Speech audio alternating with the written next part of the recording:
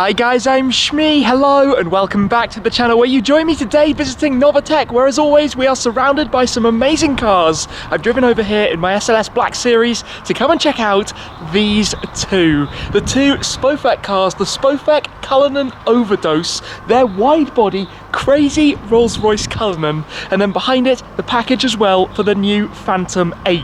So we're going to take a good look at these two cars, go through all of the modifications that Novitec and of course Spofec have made to them before we hop on board the Cullinan as well to head out to experience the most, I think we can say, luxurious SUV. This though is the Cullinan Overdose and the Phantom 8. Let's take a look.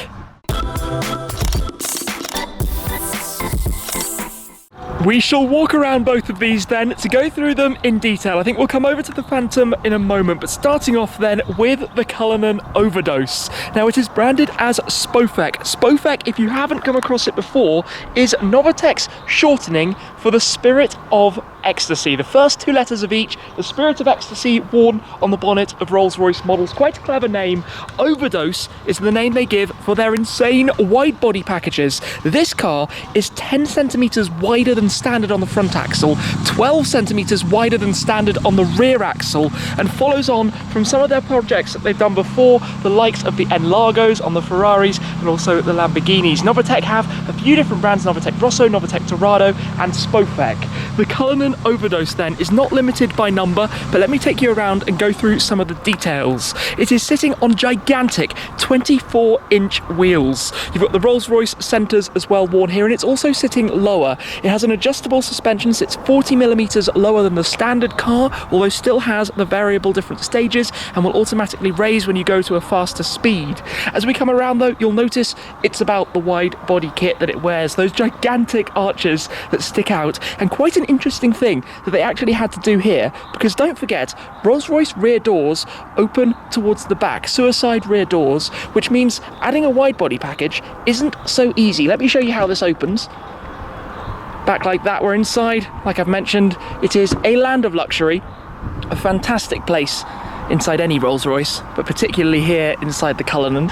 We'll come back to the interior in more detail a little bit later on. We've also got a new exhaust system. They've given it a power optimized exhaust system to make a little bit more oomph out of the V12, which has been modified slightly as well. Around the back, we've got a ducktail spoiler sitting here beneath, well, we already had, I think, on the standard car, the spoiler up at the top of the rear window, the two-part folding tailgate, and you can see the slightly wider bumper that it wears down towards the bottom as well. Now, to talk about the engine bay and what they've done there with the N-Tronic, I'm going to come through and actually open it up, which I believe is down here. With a pull of that, there we go. Come round towards the bonnet to show you the fantastic lump that Rolls-Royces have inside here, the 6.75 litre twin turbocharged V12. Now the standard car in the Cullinan makes 571 horsepower and 850 newton meters. This takes power up 114 horsepower to 685, and torque jumps 160 newton meters up from 850 to 1010, over 1,000 newton meters of torque coming out of this engine, which is just an effortless driving experience. Cruises away. Let me close this back down though, shut down the bonnet. Of course, at the front you have that large, prominent Rolls-Royce iconic grille with all of the vertical slats. Down at the bottom you've got your sensors with the various bits of technology and functionality like that, not interrupted by the new lower, more aggressive front end that's been added with the bumper as well. The car introduces lots of technology as you would expect. It's a new model, and my first driving experience when I went out to the USA to experience the Cullinan for the first time was really something special, and I imagine this creating a more iconic look to the car, a more unique, distinct style, standing out a little bit more, is almost certainly going to be a very popular product as well. Like I said, normally the N-Largo models have been limited, whether it's 12 cars or 18 cars or 20 or whatever it might be. These aren't limited due to customer demand, and I can see why, because to be honest, it just adds an extra bit of flair to the Cullinan. Let's come over though and take a look as well at the Phantom 8 over here. Similarly, it's riding on 24-inch wheels, sitting 40 millimeters lower, 4 centimeters lower than standard. You'll notice again around the front, we've got a new look. This is the regular body, so it isn't wider than standard. It's not an overdose, it's their normal package, you could say. But we've got a new look to the front bumper. More aggressive side skirts worn. That is a gigantic side skirt. I'm just realizing standing here, of course, this is the standard length rather than the extended version of the Phantom 8, but it is still a massive car. I think about 5 meters, 75 centimeters or so long in total. Around the back, we've again got a boot lip spoiler. We've got a slightly wider bumper sitting down there. And I'll just come and show you the interior of the Phantom 8 as well, because again, this is just such a nice place. I mean, imagine being sat back here.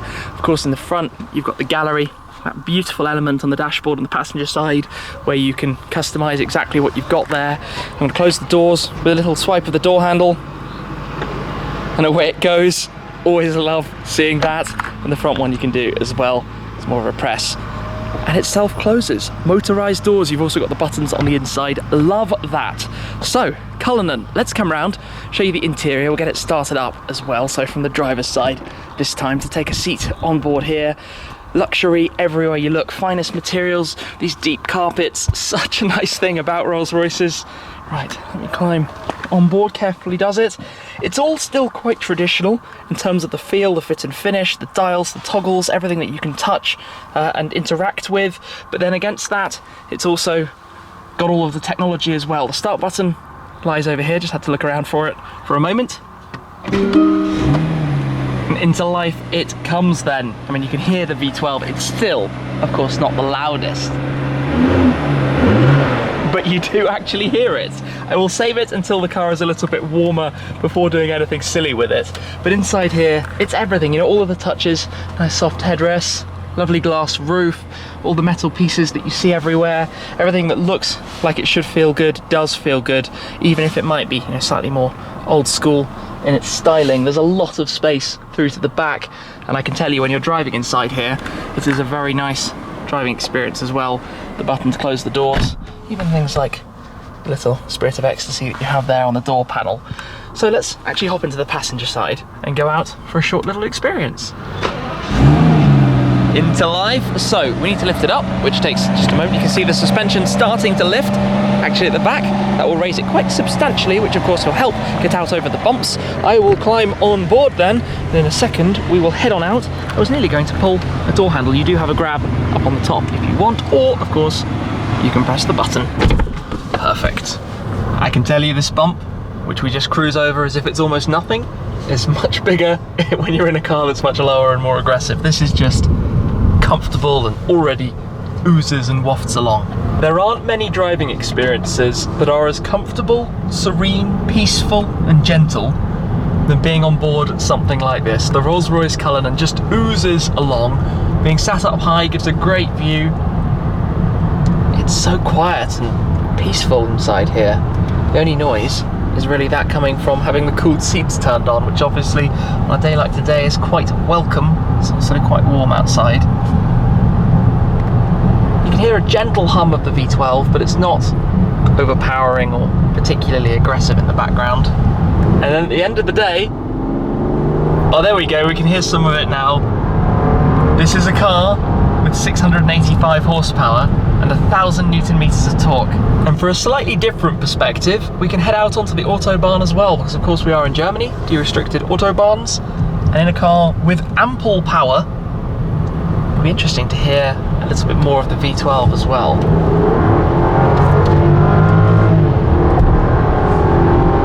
Wow, the numbers climb up, but it's so comfortable and calm it doesn't feel like it. Kilometers per hour, of course. It's up to just shy of 200 kilometers an hour. And you would never know it from the feel and from the lack of drama, I could say. Total lack of drama. Oh, there's nothing like a Rolls-Royce for its experience. Obviously you can see those gigantic arches back there too. A little bit busy at the moment.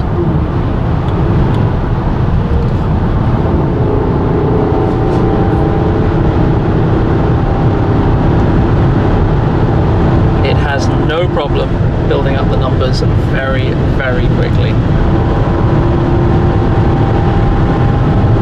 Now that is what I call building speed effortlessly for for a very large and heavy vehicle, do not forget. We are in a Rolls-Royce Cullinan. And there we go, some of the sound.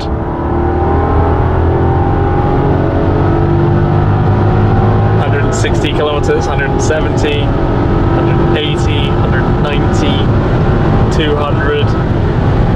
Amazing ease, amazing ease. And it's so quiet. That's the thing that's really getting me. This is not what it should feel like when you're barreling down a German Autobahn. What an amazing place to be. And sitting proud at the front, we have that Spirit of Ecstasy guiding us down the Autobahns. This is where you might think we could go for a downshift in the tunnel, but it wouldn't quite have the desired effect. Rolls-Royce gearboxes, you don't actually have downshift paddles at all on the steering wheel. They use an automatic gearbox which geolocates you in downshifts before you corner, because the car is super smart. Even cornering, it doesn't roll anything like as much as I thought it would. And we are back at base. Phantom is very elegant, so I'm going to hop out so that we can take a little listen to some of the sounds of this now that we've got a warm engine. Let me head around to the back so that we can enjoy and listen to this.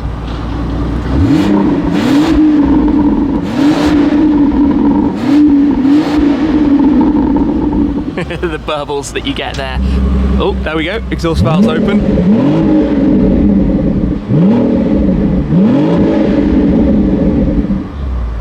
Lovely. Unusual sound for a Rolls-Royce. Normally dead silent, now making some burbles. Back into life. So we're just going to lower the car back down, press of the buttons on the inside, and then it takes, you can see the front just lowering down right now. Front suspension going down, puts the front right down, and then it'll do the rear. It's actually fascinating to watch that. To watch it as it drops down. The exhaust with the valve control, as you've heard, actually opens and closes automatically, or for revving, you can override it with the switch. You've got the twin tailpipes on each side with the finishers around the back as well, and the center caps on the wheels, which are always the right way up. However you drive or park it, they rotate inside to be correct. While we are back here, you might be able to tell in the background there is currently some construction. It's quite noisy just over that way, but let me come and sit inside the Phantom so that you can hear how good the insulation is on these cars and how quiet it will now get. Listen to this. Near on silence. It's amazing, isn't it? The sound deadening in a Rolls-Royce. And just look at this. Look at this dashboard. The screen that sits behind this large glass panel inside the gallery, where you can have your own artworks, you can have whatever you would like on that background. This is really nice. It's just letting us know that the battery is low, so I'm not going to mess around with that for the moment. Let me just come through to check out the rear of the car for a second. Back here, even in the standard car, you've got a lot of space available. That seat was quite far back as well. But even back here, look, ample leg room. All of the panels that open, your controls for the infotainment. You've got your tables on here as well. Your seat controls are just there on the armrest. Up top, we've got the Starlight headliner. If you can just see some of those illuminations, it's a bright day. But this is a really nice place to be. The armrest opens up, bit of storage back there. Oh, it's such a lovely thing. Our battery low, we don't want to open the motorized tables just for the moment. Yes, I think it's letting me know that up front as well. Such a magnificent thing, the Phantom 8. And now with some extra touches for the exterior to make it more unique and personalized. And you can hear how loud it was and what we couldn't hear from the inside of that car. Well, there we have it then. The Spofec Cullinan Overdose and the Phantom with the parts on it too.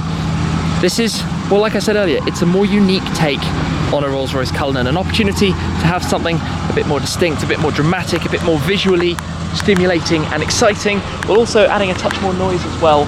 So I imagine that's going to be a very popular car. Anyway, a big thanks to the team here at Novitec for the opportunity to come down and take a look at both of these, to head out as well in the Overdose and share it all with you. So thanks to you guys for watching too. I appreciate your support as always. That's it for this time, and I'll see you again very soon. Cheers.